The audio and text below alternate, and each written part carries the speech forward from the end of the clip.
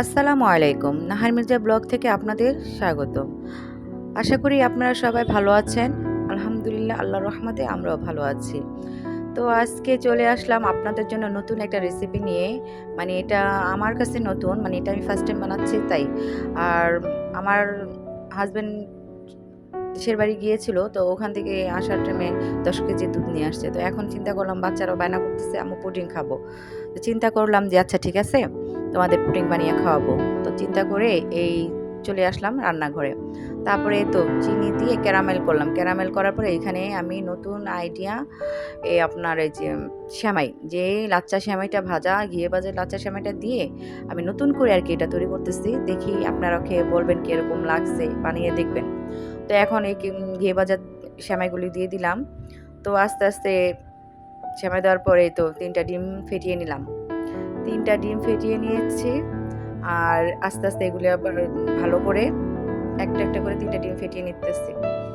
তো এর ফাঁকে বললাম যে আমি খুব অসুস্থ ছিলাম। ৬ মাস যাবৎ কোনো অসুস্থতার কারণে কোনো ভিডিও দিতে পারিনি, বা আমি নতুন একটা চ্যানেল খুললাম। আমার ইচ্ছা ছিল ভিডিও দেওয়ার। কিন্তু আমি এতটা পরিমাণ অসুস্থ ছিলাম যে অসুস্থতার কারণে আমি যে বিছানাতে উঠবো এরকম আমার কোনো মানে শক্তি ছিল না। তো এতটা অসুস্থতা হওয়ার কারণে আমি অনেক মানে কোনো কিছুই করতে পারি নাই। বিধায় চিন্তা করলাম যে না, আমি এখন আল্লাহর রহমতে আপনাদের দোয়ায় আগের থেকে একটু বেটার। তো চিন্তা করি যে আজকে একটা রেসিপি দিই। এই চিন্তা করে আপনাদের কাছে দেওয়া। তো দোয়া করবেন আমার জন্য, আমার শরীরটা যেন সুস্থ থাকে, ভালো থাকে। কারণ আমার শরীরটা খুবই অসুস্থ থাকে বেশিরভাগ। যেহেতু আমি একজন গৃহিণী, সবকিছু ম্যানেজ করাটাই আমার ঘরের ভিতরে অনেক কিছু করতে হয়। তো আমাকে হেল্প করবেন। সবাই আমাকে সাপোর্ট করবেন। লাইক, কমেন্ট, শেয়ার করবেন। আর সাবস্ক্রাইব করবেন দয়া করিয়া। তো এখানে ডিমটা ফেটানোর পরে ভালো করে দুধ ১ লিটার দুধেরে 1/2 লিটার করেছি। তো এখন ওই ১ লিটার দুধকে 1/2 লিটার করার পরে ৩ টা ডিম দিয়েছি। ৩ টা ডিমের ভিতরে আপনি মনে করেন এই ভালো করে মিক্স করতে হবে। আর ভালো করে মিক্স করতে জিনিসটা হলে তাহলে মনে করেন পুডিংটা সুন্দর মতন পারফেক্ট সেট হবে। আর নয়তো লাঞ্চ থাকলে সমস্যা। তো এখন মনে করেন এই পুডিংয়ের উপর আস্তে, আস্তে করে এই দুধগুলি ছেঁকে ঢেলে দিব। তো দেখতে থাকুন, সাথে থাকুন, পাশে থাকবেন সবসময় আশা করি। তো এখন ঢেলে দিচ্ছি। তো ঢালার পরে মনে করেন এটা আস্তে, আস্তে এটা ভালো করে ছেঁকে নিচ্ছি। এখন মনে করেন আল্লাহর রহমতে আপনাদের দোয়ায় অনেক ভালো আছি। আর আমার বাচ্চাদের জন্য দোয়া করবেন। আমার বড় মেয়েটা লেখাপড়া করা শেষ। আর ছোট মেজো ছেলে, বড় ছেলেটা এখন লেখাপড়া করতেছে। আর ছোট ছেলেটা একটু অসুস্থ বোধ, মানে ওর পড়ালেখা ভালো লাগে না। ওর জন্য একটু দোয়া করবেন যাতে ওর লেখাপড়াটার প্রতি মনোযোগী হয়। আল্লাহ তাআলা যেন তাকে হেদায়েত দান করে। এখন আস্তে করে এই তো হয়ে গেছে। এখন এটা ঢাকনাটা লাগিয়ে দিলাম। তারপর এটা আমি সুন্দর মতন লাগিয়ে দিয়ে এখন চুলাতে যাব। চুলাতে স্ট্যান্ড বসিয়ে দিয়েছি গরম পানি দিয়ে। তো এখন ওই স্ট্যান্ডের ভিতর এটা দিয়ে দিব। তো ৩০ মিনিটের জন্য আমরা অপেক্ষা করব। ৩০ মিনিট এটা সম্পূর্ণ সুন্দর মতন হয়ে যাবে। যেহেতু আমার এখানে একটা সেমাই দেওয়া হয়েছে, তার জন্য একটু আমার বেশিই লাগবে। তো এর জন্য ৩০ মিনিট দিয়েছি। তো এই ৩০ মিনিটের ভিতরে আলহামদুলিল্লাহ এর ভিতরে একবার আমি দেখে নিয়েছিলাম। এখন দেখেন জিনিসটা কত সুন্দর হয়েছে। তো একটু চেক করে নিলাম। হ্যাঁ, পারফেক্টলি হয়ে গিয়েছে। তো পারফেক্টলি হয়ে যাওয়ার পরে আমরা এটাকে মোল্ড আউট করব। মোল্ড আউট করার আগে আমাকে এটা ছাড়িয়ে নিতে হবে ছুরি দিয়ে। যেহেতু ভেঙে যেতে পারে, জিনিসটা নষ্ট হয়ে যেতে পারে। তো আগে থেকে সাইড থেকে একটু ছাড়িয়ে নিলাম। তো দেখি কেমন হয়েছে। আপনারাও থাকেন, দেখেন। হুম, এই তো এখন একটা প্লেট নিয়ে নিলাম। এই প্লেটটা আরেকটা প্লেটের ভিতরে করে দিলাম।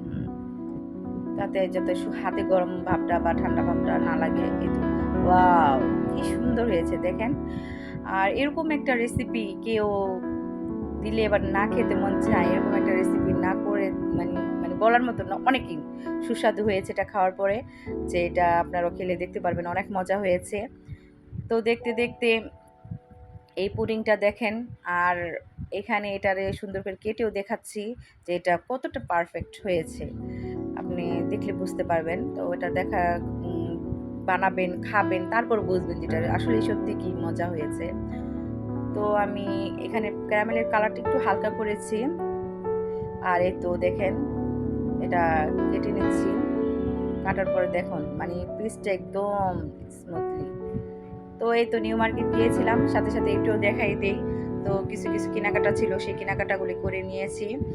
তো এখানে একটা চালনি ছিল, চালনি নিয়ে আসছি। চালনি ছিল না ঘরে, ভেঙে গেছে। তো এই চালনিটা পছন্দ হয়েছে, তা নিয়ে নিলাম। কারণ আমাদের প্রতিদিনই সকাল সন্ধ্যা ২ বেলা রুটি খাওয়া হয়, আটা খাওয়া হয়। এজন্য আটার চালনি নিয়ে আসছি। আর এদিকে একটা নিয়ামা ব্লেন্ডার, হ্যান্ড ব্লেন্ডার যেটা বলে, আমার এখানে আপনার made in Japan, technology Japan আর মেড ইন চায়না। কিন্তু ব্লেন্ডারটা আমার কাছে ভালো লাগছে, অনেকদিন ধরে কিনবো কিনবো বলে কিনা হয় না।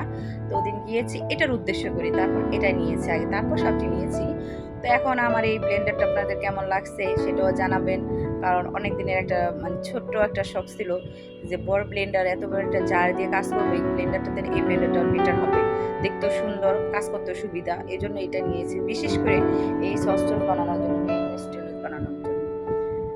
তো এইটা এই দিক দিয়ে বাড়ানো কমানো যায়, একদম পাওয়ার কম বেশি যার যেরকম লাগে ওরকম দিতে হয়। এই জন্য এটা আর কি আমার ভালো লাগলো, তাই নিয়ে নিলাম। দেখি আলহামদুলিল্লাহ কতদিন কিরকম যায়। তার সাথে সাথে আরো কিছু কিছু জিনিস নিয়েছি, যেমন এখন তার সাথে সাথে কিছু নিয়েছি, যেমন কিছু ছুরি নিয়ে, একটা ছুরি দরকার ছিল আপনার কেক কাটার জন্য, কেক কাটার জন্য একটা বড় একটা ছুরি, প্যালেট টাইপ দুটোটাই দরকার। তো এটা দুটোটা কাজ করবে দেখে এটাই নিয়েছি। এটা বেশি দাম নেয়নি, এটা ১৫০ টাকা নিয়েছে। আর আগের যে নিয়ামা ব্লেন্ডারটা দেখিয়েছি ওইটার দাম প্রায় ১৭০০ টাকার মতো নিয়েছে। নিউ মার্কেটে গেলে তো সব কিছুই দাম, চড়া দাম দিয়ে কিনতে হয়, তারপরেও জানি না কতটা জিতছে কি ঠকছি জানি না। এই আর কেমন হয়েছে সেটাও জানাবেন। আর এই যে দেখেন একটা স্ট্যান্ড, অনেক দিনের শখ একটা স্ট্যান্ড কিনানোর। যে আমার ঘরে প্লাস্টিকের একটা স্ট্যান্ড ছিল, মানে গ্লাস স্ট্যান্ড, তো ওটা সরিয়ে ফেলেছি। এখন নতুন একটা স্ট্যান্ড নিয়ে আসছে যে ডাইনিংয়ে বসলে এক সাইড থেকে বসলে এক সাইড থেকে ঘুরিয়ে নিতে পারবো, যাতে আমার অসুবিধা না হয়। এর জন্য আমি এই মুভিংটা নিয়েছি, যাতে আমি যেখানেই বসবো, যেখান থেকে বসবো ওইখান থেকে ঘুরিয়ে নিতে পারবো, আমার উঠে আর নিতে হবে না। তো এটা কেমন লাগছে সেটাও আমাদের জানাবেন।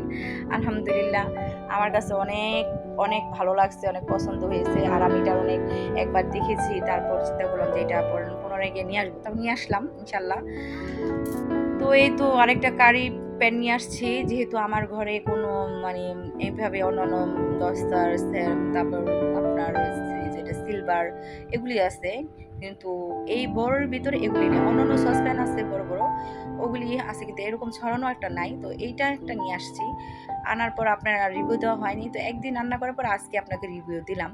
তো দেখেন রোস্ট করতে গেলে এরকম ছড়ানো ছিটানো একটা জিনিস দরকার হয়, ভাজা পোড়ার জন্য দরকার হয়, যাতে নিচে না লাগে।